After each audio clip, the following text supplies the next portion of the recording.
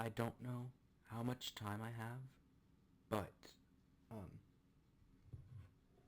it's been it's been it's been a while.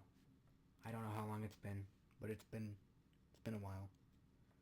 Um, this is DJ Kibble. Um, you, you can call me DJ. Um, I don't know how much time I have left before he finds me, but um, oh my gosh, it's been so long. So it all began with,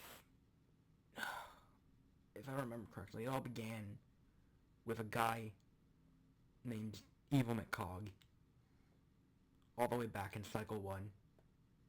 He was, he was a, he was, he was weird, man. He had a shrink ray, and he just wanted to shrink cities, and I had to stop him. But oh no, horribly, he was horribly persistent at shrinking anything really. He shrunk some of my friends that I had. He shrunk a city or two, and I'm pretty sure he shrunk Pac-Man once. Ugh, I remember Pac-Man. Oh, how that was so long ago. That was so long ago, dude. I don't even know where he is now. Pac-Man, that is. I don't know where Pac-Man is. He's gone. He's been gone for a while. Everyone that I used to know has been gone for a while. And it's kind of funny because I don't remember a lot from the first couple of cycles. I just don't for some reason. But um yeah, cycle 1 also Herobrine Realms. Man, man, that was some fun times. But like eventually it just got too complicated, and so I had to leave. Uh, it was just there was just so much that just went wrong. There were so many villains. First there was Null, and then there was Evil DJ, and then it got way too complicated.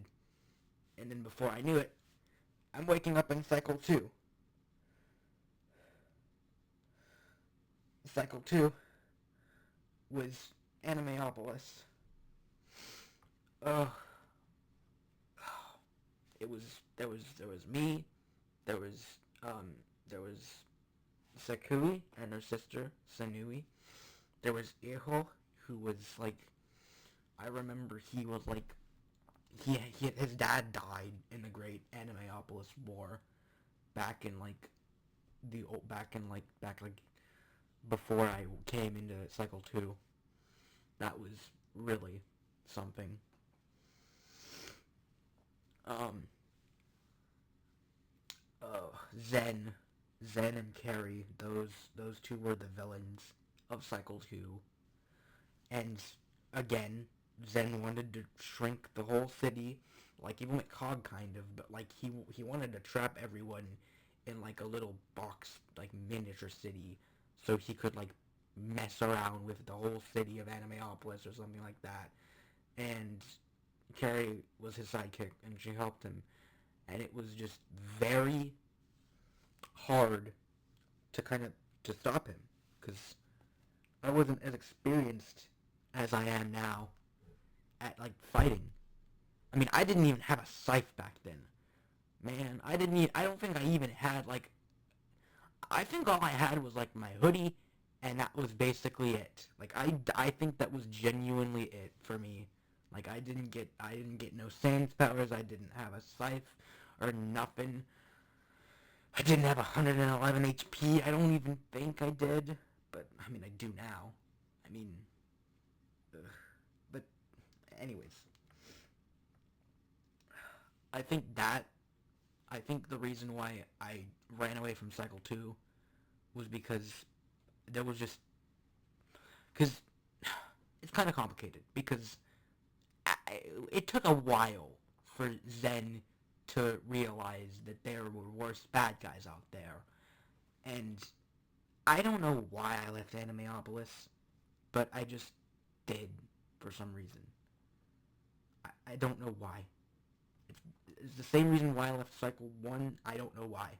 There is no reason why I left. I just had to leave. For some reason. It's like something was telling me to leave. So I had to leave. And then we got Cycle 3, which is sort of in tandem with Cycle 2 a little bit. It's Geometry Dash. Yep, I got teleported to Geometry Dash. It was pretty crazy. Cycle 3 was. It was me, Nesevenol, some of my friends, from Geometry Dash. They all eventually left, though, which is extremely depressing.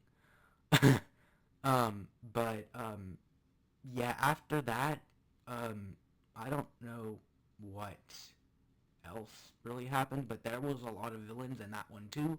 And then, of course, Evil DJ followed me all the way into that cycle as well. So, I had to leave him. I had to leave that one too. Although I'm not sure if I actually left because I don't know. I don't know if I genuinely left that one. I think I did, but I'm not too sure. Cycle 4. Cycle 4 is... Cycle 4, there was a lot of stuff happening at the time of Cycle 4. Offset, which eventually became the Arcade. Offset was just me, and Haley, and Kyla, and Zenith, and all four of us, and it was pretty nice back then.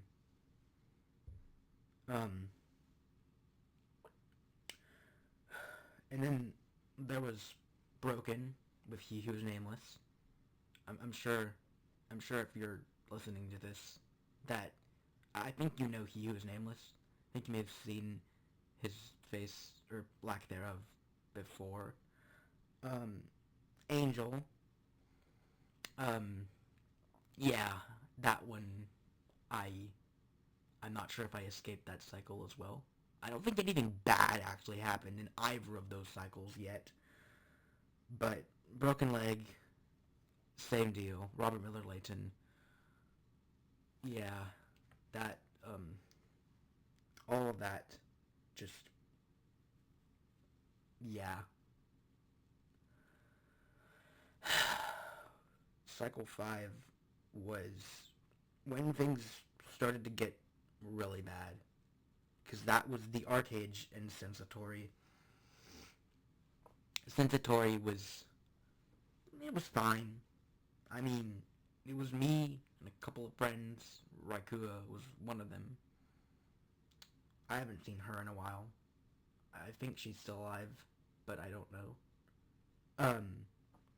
The Arcade was a massive cycle because it was just genuinely just a lot.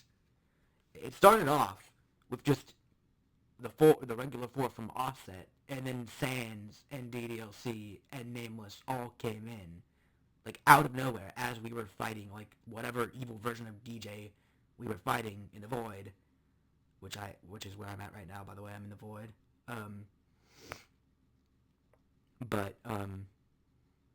They all also just came along, and then Papyrus and Gaster, and eventually some others came along as well.